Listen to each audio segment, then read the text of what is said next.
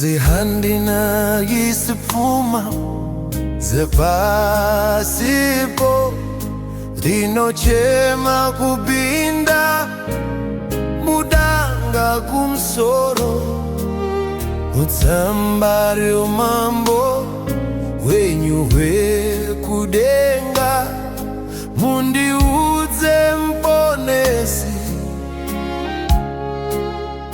kuti ndakanyorwa.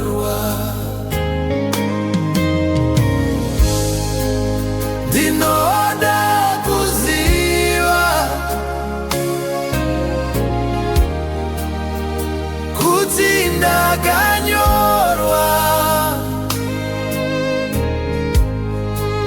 mutsamba reupenyu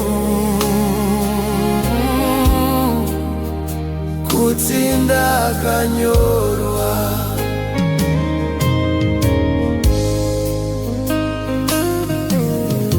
Tenzi zvitsazo zvangu zvawanda sejecha,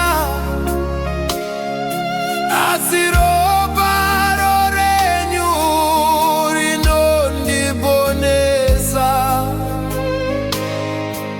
Zvechitsidzo chenyu chanyorwa mutsamba, zvitema zvakatsuka ndinozvichenura. Ndinoda kuziva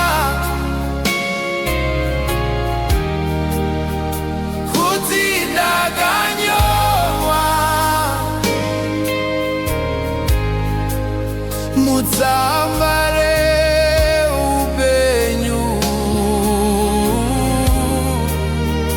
kuti ndakanyorwa.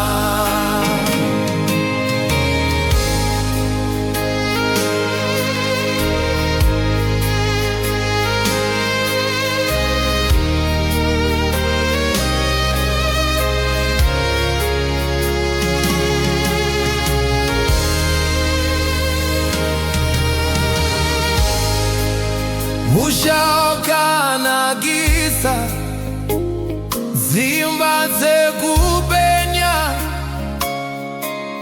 nevanhu vane mbiri nenguo dzachena, hakuna zvaka